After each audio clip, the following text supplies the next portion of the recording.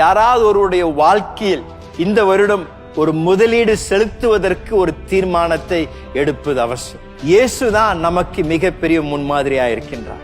இயேசுடைய வாழ்க்கையை நாம் சுவிசேஷத்தில் நாம் வாசிக்கும் பொழுது நாம் பார்க்கின்ற மிக ஆச்சரியமான காரியம் என்னவென்றால், இயேசு இந்த பூமியில் மிக குறுகிய நாட்களுக்கு வந்திருந்தா கூட, அவருடைய ஊழிய நாட்கள் வெறும் 3 ஆண்டுகள் மாத்திரம்தான் இயேசு இந்த பூமியில ஊழியம் செய்தார். அந்த 3 ஆண்டுகளுக்குள்ள இயேசு இதுவரைக்கும் செய்யப்படாத ஒரு மிக முக்கியமான ஒரு காரியத்தை நிறைவேற்றும்படியாக இயேசு இந்த பூமிக்கு வந்தார். அப்படின்னா மனித குலத்திற்கு ரட்சிப்பு உண்டாவதற்காக இயேசு இந்த பூமிக்கு வந்தாரு. அந்த நற்செய்தியை பிரசங்கிக்கும்படியாக இயேசு வந்தார். அந்த 3 வருடத்திற்குள் இயேசு அந்த ஊழியத்தை செய்து முடிக்கின்ற அவசியம் இருந்தது.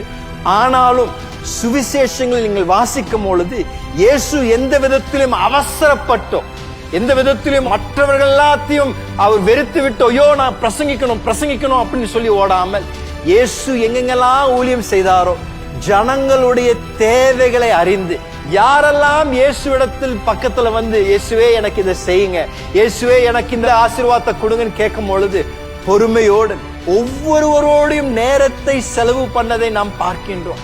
இயேசுவே அவ்வளோ ஒரு மிக முக்கியமான ஒரு நோக்கத்தை நிறைவேற்றுவதற்கு இந்த பூமிக்கு வந்து 3 வருடத்தில் செய்ய வேண்டிய வேலையில கூட இயேசு அவ்வளோ பொறுமையாக மற்றவர்களோட நேரத்தை செலவு செய்து, மற்றவர்களோடு உட்கார்ந்து அமர்ந்து புசித்து அவர்களோட நேரத்தை செலவு பண்ணார் என்றால், நீங்களும் நானும் எவ்வளவு தூரம் நம்மளுடைய வாழ்க்கையில் இருக்கின்ற நேரத்தை மற்றவர்களுடைய வாழ்க்கையில் முதலீடு செலுத்துவது அவசியம்.